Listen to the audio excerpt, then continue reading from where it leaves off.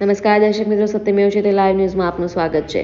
હરણી મોટનાથ તળાવમાં 18મી જાન્યુઆરીના હોળી દુર્ઘટનામાં 12 વિદ્યાર્થી અને 2 શિક્ષકોના મૃત્યુ નીપજ્યા હતા, જેને લઈને વડોદરા શહેર નિવૃત્ત ગેજેટેડ ઓફિસર એસોસિએશન અને વડોદરા શહેર જિલ્લા નિવૃત્ત પોલીસ કર્મચારી એસોસિએશનના સંયુક્ત ઉપક્રમે મૃતકોને શ્રદ્ધાંજલિ આપવામાં આવી હતી તથા આ દુર્ઘટના સમયે હરણી પોલીસ સ્ટેશનના પીસીઆરના ડ્રાઈવર અને હેડ કોન્સ્ટેબલ સમયસર પહોંચી વારાફરતી 2 બાળકો અને 2 શિક્ષિકાનો બચાવ કરી બહાર લાવ્યા હતા.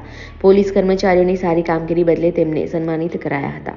આજે વડોદરા શહેર જિલ્લા police constable, head constable, PSI association દ્વારા તાજેતરમાં બનેલ બનાવ બાબતમાં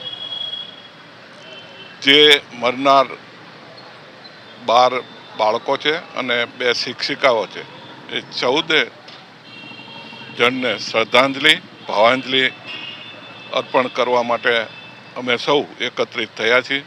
આ તમામ મૃત્યુ પામનારને ભગવાન સદગતિ અને મોક્ષ આપે અને આ જે બનાવ બન્યો ત્યારે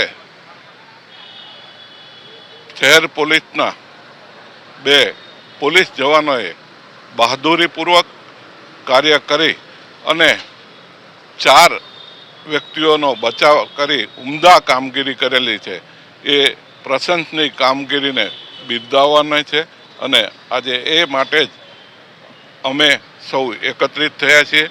અમારા retired gazetted police officer association ટ્રસ્ટનો પણ આમાં સંપૂર્ણ સહકાર છે.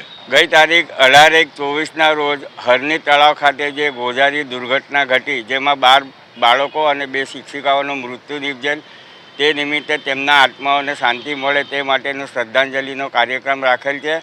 જે કાર્યક્રમ વડોદરા શહેર નિવૃત્ત ગેજેટેડ ઓફિસર એસોસિએશન અને વડોદરા શહેર જિલ્લા નિવૃત્ત પોલીસ કર્મચારી એસોસિએશનના સૌજન્યથી રાખવામાં આવેલ છે.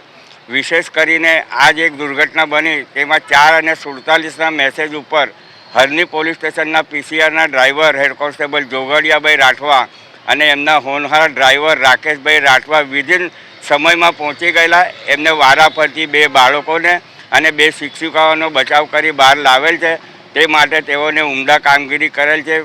પોલીસ ખાતાના અન્ય બી કર્મચારી અધિકારીઓને પ્રોત્સાહન મળે તેઓ પણ આવી રીતના કાર્ય કરે તે માટે આ બંને પોલીસ કર્મચારીઓને આજે સન્માન આપી સન્માનપત્ર આપવામાં આવનાર છે. તેમજ સ્વરાજ્ય ક્રાંતિ મરાઠા મોરચાના ગુજરાત પ્રદેશના પ્રમુખ પ્રદીપ મોરે પણ આવેલા છે. એ લોકો એમને પુષ્પગુચ્છ આપીને એમનું સન્માન કરવાનું છે. તે માટે અત્યારે અમારા બંને એસોસિએશનના અધિકારી કર્મચારીઓ આજે હાજર છે. રિપોર્ટર સની સિંધે, સત્યમેવ જયતે લાઈવ ન્યૂઝ, વડોદરા.